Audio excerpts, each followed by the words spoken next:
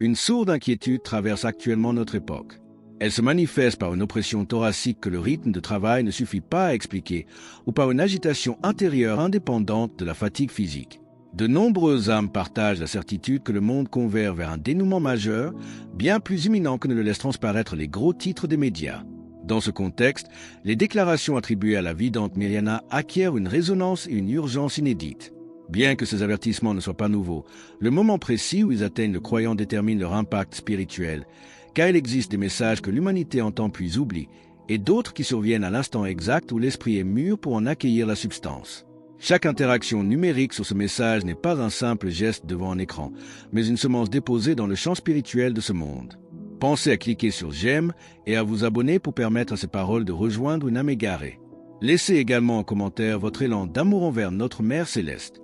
La piété populaire et la réflexion théologique s'accordent à reconnaître que l'humanité traverse des périodes de choix décisifs. Face au tumulte grandissant des conflits et à l'affaissement des repères moraux, les manifestations spirituelles rappellent la nécessité d'une vigilance intérieure constante. Les récits de statues pleurant avant les apparitions ou les témoignages de dévotion intense ne cherchent pas à propager la panique, mais à réveiller les consciences endormies par le confort matériel. La foi chrétienne invite traditionnellement à discerner les signes des temps sans céder aux excès du sensationnalisme, en s'appuyant sur les vertus de tempérance et de discernement. Quelle est la nature de cette transformation profonde exigée des croyants, et comment se prémunir contre l'indifférence qui guette notre génération? L'un des plus grands défis de notre époque réside dans le bruit incessant qui s'est emparé de la vie quotidienne, submergeant le silence de l'âme, étouffant la voix de l'esprit. Les écrans multiplient les sollicitations, les opinions et les distractions éphémères, rendant de plus en plus difficile l'exercice de la prière authentique. Les saints et les mystiques de toutes les époques ont régulièrement mis en garde contre la tiédeur spirituelle et le refroidissement de la foi, des phénomènes qui s'accélèrent aujourd'hui sous l'effet d'une modernité axée sur l'immédiateté. Vivre comme si Dieu n'existait pas conduit à l'édification d'empires de vanité tandis que les autels intérieurs demeurent en ruine. Cette insensibilité spirituelle engendre un vide intérieur profond qui ne saurait être comblé par le confort matériel ou la satisfaction des appétits physiques. Le relativisme moral s'installe, célébrant parfois ce qui égare et tournant en dérision la recherche de la vérité et de la pureté. Devant cette confusion, l'authentique dévotion mariale se présente non pas comme une source d'angoisse, mais comme un appel maternel rigoureux à restaurer la communion divine par le biais de la pénitence et du jeûne. L'Écriture sainte dénonce avec force cette propension humaine à s'égarer dans les illusions du siècle au détriment des réalités éternelles. Dans l'Évangile selon saint Luc, au chapitre 21, verset 34, le Christ nous adresse cette mise en garde solennelle. Prenez garde à vous-même, de peur que vos cœurs ne s'apesantissent par les excès de la table, par l'ivrognerie et par les soucis de la vie, et que ce jour ne vienne sur vous à l'improviste.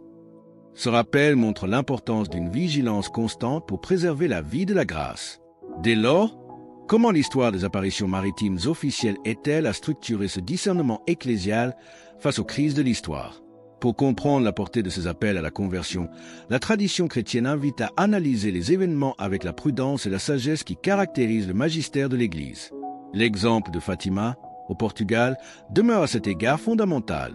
En 1917, alors que l'Europe était déchirée par les horreurs de la Première Guerre mondiale, trois humbles bergers, Lucie, François et Jacinthe, rapportèrent avoir vu une dame enveloppée de lumière, se présentant comme venant du ciel. Les messages transmis insistaient sur la récitation quotidienne du chapelet, la pratique de la pénitence et la prière fervente pour la paix et la fin des hostilités. Après des années d'enquête minutieuse et rigoureuse, l'autorité ecclésiastique a officiellement reconnu l'authenticité de ces apparitions, les déclarant dignes de foi. Cette reconnaissance offre aux fidèles la liberté d'embrasser cette dévotion comme un complément légitime à leur vie spirituelle, sans jamais remplacer les vérités fondamentales contenues dans l'Écriture sainte et la tradition. Ce qui confère à Fatima un poids spirituel et historique majeur, c'est également le témoignage de vie de ses enfants, marqué par l'anonymat, le sacrifice silencieux et l'absence totale de recherche de gloire ou de richesse matérielle. François et Jacinthe moururent prématurément, emportés par la pandémie de grippe espagnole qui ravageait le continent, tandis que Lucie consacra le reste de son existence à la vie contemplative au sein d'un ordre religieux rigoureux.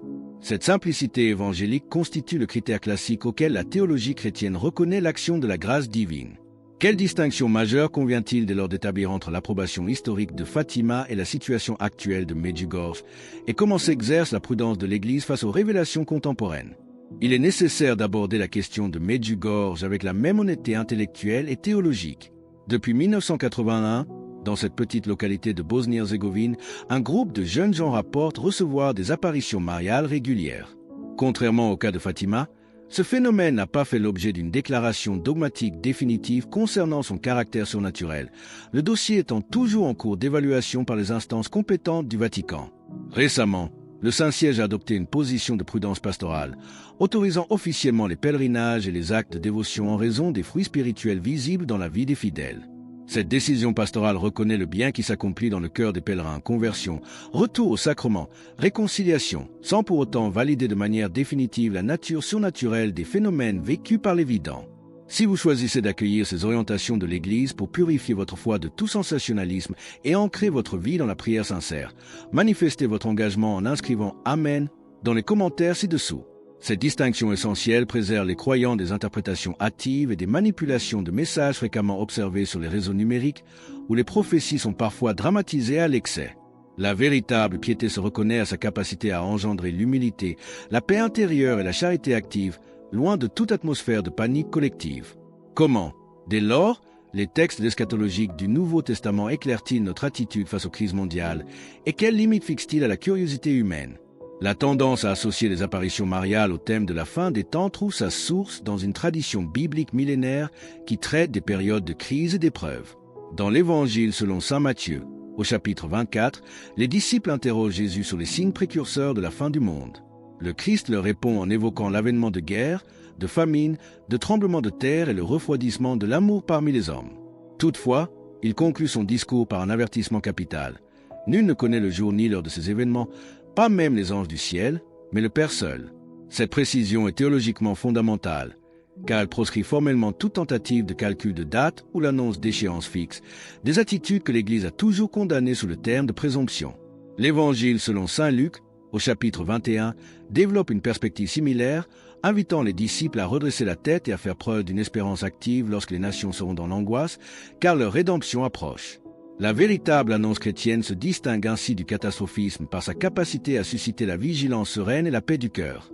La deuxième épître de saint Pierre confirme cette pédagogie divine en expliquant que ce qui s'apparente à un retard dans l'accomplissement des promesses est en réalité l'expression de la patience de Dieu, qui accorde à chacun le temps nécessaire au repentir. Le Seigneur ne désire la perte de personne, mais offre le sursis de la grâce.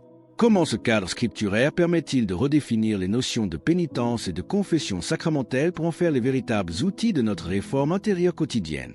Dans cette perspective de vigilance spirituelle, les thèmes de la pénitence et de la conversion ne doivent pas être compris comme des exercices de punition corporelle ou de souffrance inutile, mais comme des efforts délibérés de maîtrise de soi. Pratiquer le jeûne de manière raisonnable, réduire l'exposition aux distractions numériques et réserver des plages de silence au cours de la journée constituent des moyens accessibles pour ordonner le cœur vers l'essentiel. Ces disciplines volontaires créent l'espace intérieur indispensable pour accueillir la présence divine au milieu du bruit contemporain. Le recours au sacrement de la réconciliation s'inscrit au cœur de cette démarche. La confession ne saurait se réduire à une énumération mécanique des fautes. Elle implique une reconnaissance sincère de ses propres faiblesses devant Dieu, par le ministère du prêtre, afin de recevoir le pardon et la force nécessaires pour amender sa conduite.